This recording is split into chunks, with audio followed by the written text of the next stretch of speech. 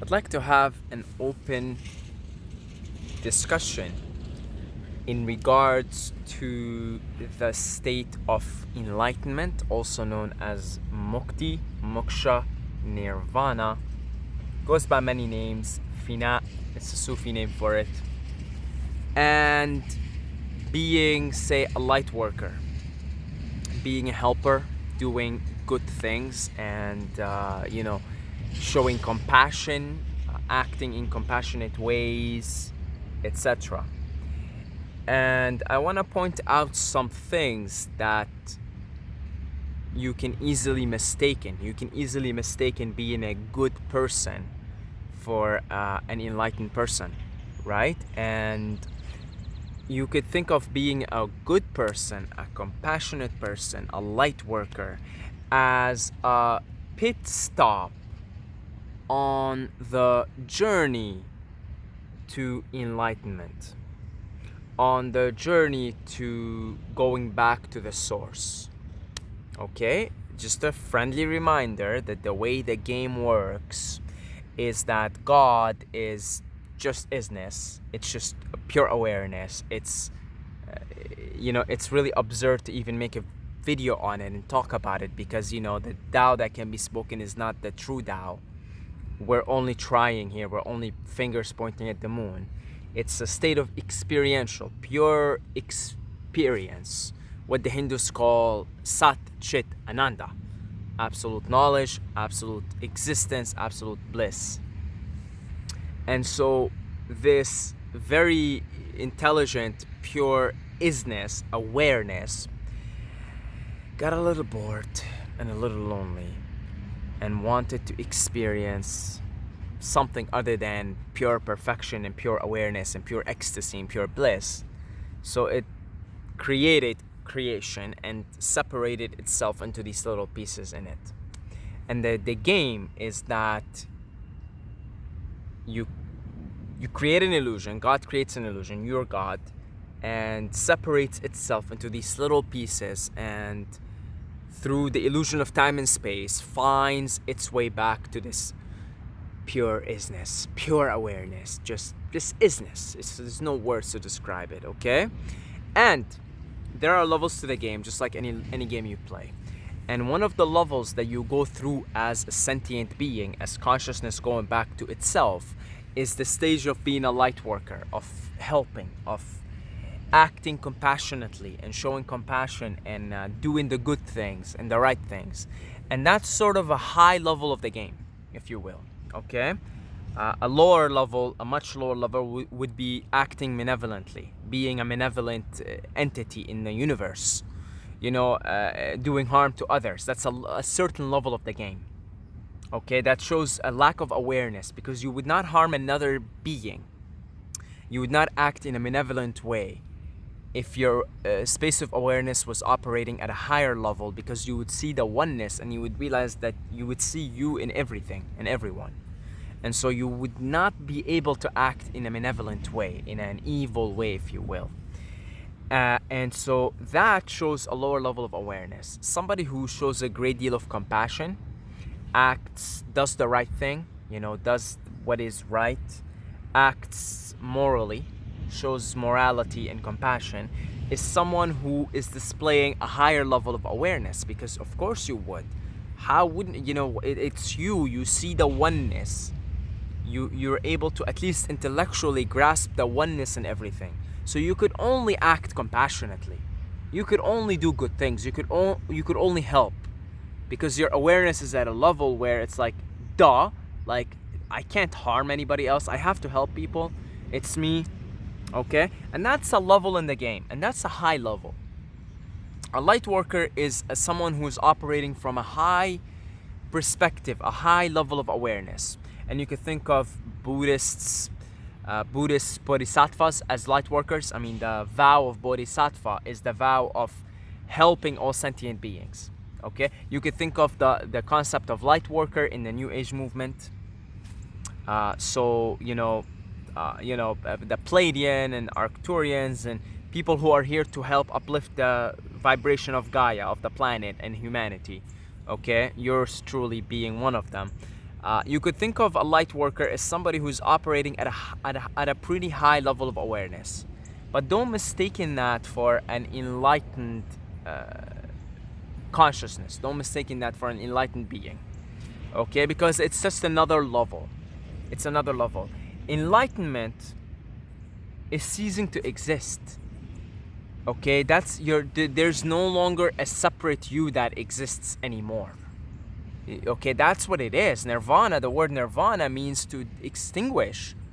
Extinguish, a fire extinguisher extinguishes the fire, puts the fire out.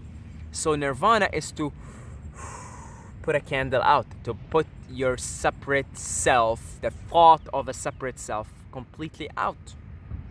You're finished with the trip, you're done. That's it. You're done with being a light worker. You're done with all identities, essentially. You're done with being a separate human being. You're done with being a light worker. A light worker is just another identity. It's an identity based on a desire. Moksha, nirvana, is a state of desirelessness. You're no longer desire to be anything in creation. You've played through time and space. You've played every part.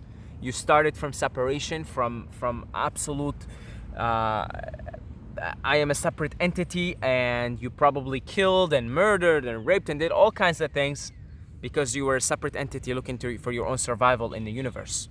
And you played incarnation after incarnation, gaining awareness little by little.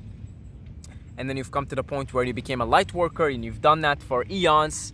Light working, going around the universe, taking on assignments, helping, raising the vibration, and then eventually, because that's a desire, you were done with that too, because you realize that everything is perfect. Because that's really, an enlightened person completely comes to the realization that nothing needs to be done and everything is perfect, and it completely and utterly sees everything as a game. Really, it's like it's just a duality. It's God playing with itself, dancing with itself through the duality.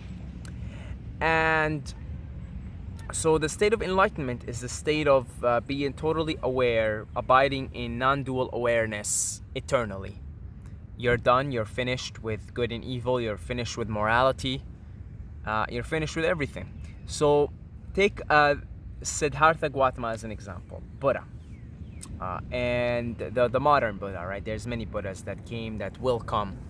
Take Siddhartha Gautama, for example. He sits under a tree, says, I'm not getting up until I get enlightened. And he gets enlightened. He's done. He is there, he's sitting there, he's done. He's lost all his individual identities, his astral identities, everything. Okay?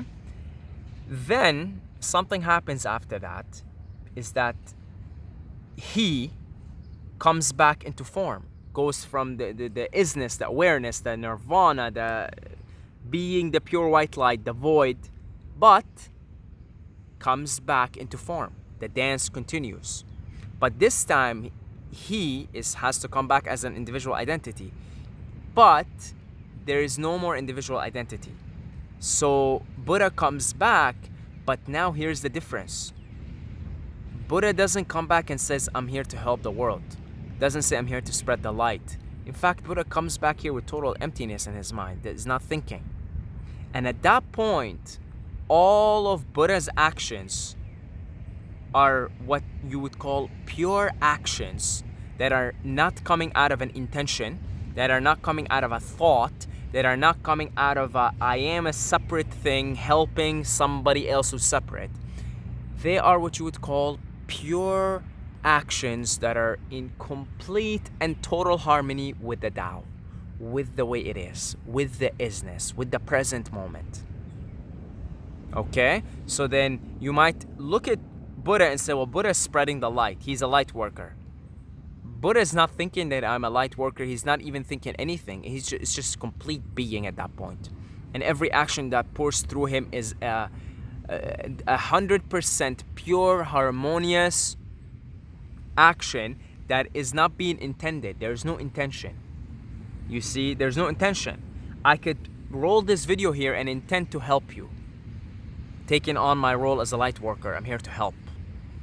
Or I could roll this video and not think about it and not think about anything and just let it all happen. There's no Saeed, there's no me, there's no separate, there's just actions happening, just boom.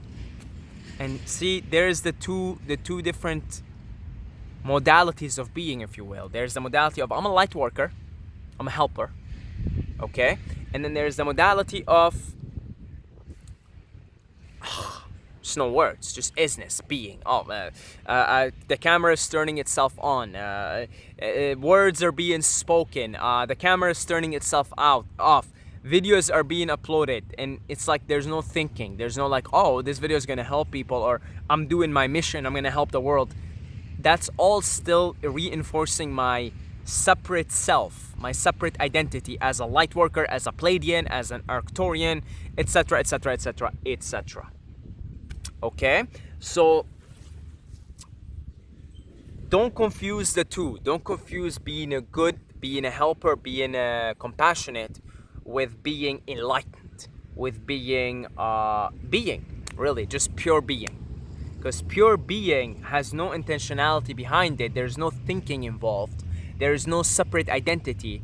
There's no thinking. Ram Dass said one time that he said, because he met an enlightened being in person, his guru, right? What's his name? Neem Karoli Baba. There's so many stories about Neem Karoli Baba, so many accounts. And so he met an enlightened being, and he says that an enlightened being's mind is completely empty, and he doesn't care. That's what's funny. He says he doesn't care. There's just no caring, and Ram Dass would go to his guru, and he would say, there, just 300 miles from here, there are like these children that are dying, and shouldn't we help them? Shouldn't we send them food? And his guru would look at him and be like, no, everything's perfect. Everything's perfect. Everything's perfect. And he would just keep telling him everything's perfect. Okay? So then all his actions, it's not that he wasn't helping. He was still helping. But he wasn't thinking, I'm helping. And his actions were just happening. And according to him, his guru's mind was completely empty. Now, I could relate to this because in my most enlightened moments, when I am under the influence of certain plant medicines, my mind's completely empty. And I'm not thinking I'm a helper. I'm not thinking I'm here to save the world. I'm not even thinking. That's what's fun. I'm not thinking. And somebody could come in and I could help them in a way that is being, but I'm not thinking, oh, look, I'm helping somebody else, because there is no me and there's no you and there's no separation. There's just total present moment, present moment, present moment, present moment, present moment, isness, oneness, oneness, oneness. It's like there's no thought. So I know this because I experienced these enlightened states under the influence of certain plant substances.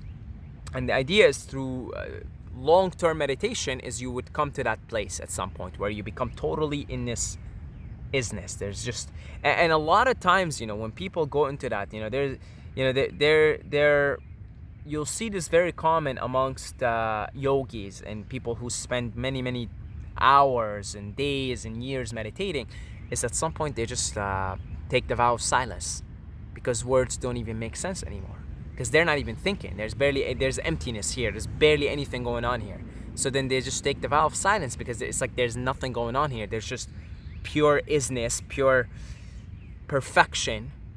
Okay, and so you see this. So then it's not that you stop helping. It's just like you will help when help is there to be helped. So you will be the helper and the helped, and the helpee and the helper, and that which is help being channeled through. You've basically merged with oneness at that point. There's emptiness. Your mind's empty. There's no thoughts. There's no self-identity. I am a light worker. I am a human being. My name is this, and my astral name is that, and my astral home is this. These are all fun. We play them. Okay, I play them. We play them. This is the whole purpose of creation, is to play all these different roles and experience all these different things from different angles. You're just experiencing. I am you. I'm experiencing it now from this human being, from the point of view, and you're experiencing from the point of view of your existence as a human being, as an astral being, as an extraterrestrial being, etc., etc., etc. Okay, so yeah, okay, so that's sort of the distinction here. being good, being a light worker, acting compassionately, doing good things, intending to do good things. These are fantastic things, and they're high levels of the game. It's like if the game has 100 levels, you're at level 90. That's pretty high. You ain't got too much left. But at some point, you even let go of the desire to help. You let go of the desire to spread the light, because you realize there's no need to spread the light. There's no need to help, because everything is perfect. The whole thing is a perfectly orchestrated video game, and it's perfect. The duality is perfect. The good and evil is perfect. This is all the play of the divine with itself, the dance of the divine with itself, and it's all perfect. I don't need to do anything. I don't need to spread light. I don't need to help. And you really just kind of become be, and then through you, all the things that need to happen, whether it's helping or not helping, whether it's saying something or not saying something, will just spontaneously manifest through you without thought, you're just basically like empty mind, essentially. You're you're totally pure awareness at that point. Okay? So yeah, it's quite a tricky topic, right? Because again, it's something you have to experience for yourself. I'm really glad that I have access to plant medicines so that I could experience these things for myself, so that I know, so that I'm not fooled. I'm not fooled when I see that, oh, I'm growing more in compassion and I'm growing in this, I must be enlightened. That's not exactly what it is, but the thing is, you can't help it. It's all programmed. It's all programmed. The whole thing is programmed. You're programmed. You're a determined being. I'm a determined being. We're all programmed. Truth is, there's no free will. There's only the experience of free will. We're all programmed. We're all programmed to start from separation, go back to source, go back to oneness. And we all go through these levels. And one of the higher levels is being intending to be good. So you go out, you say, I want to help the world today. I want to help people today. That's a high level of the game, but it's not the end, because it's very easy to think I'm at the end of the game now. I'm a good person and I help. Because the end game is you go beyond the duality, you go beyond the good and evil. Like Rumi says, beyond good and evil, there's a field. I'll meet you there. Because then you go to this totally, the highest of minds, the pure awareness, and you know everything at that point, and you know that this is perfect. That the duality is just, you created the duality to dance with yourself like that. And so you realize it's all perfect, there's nothing to be done, there's nothing to do. And then everything becomes manifest through you in a pure way. Your actions, everything becomes just in harmony with the Tao. They say before enlightenment, before Satori, chop would carry water. After Satori, chop would carry water. But there's a difference.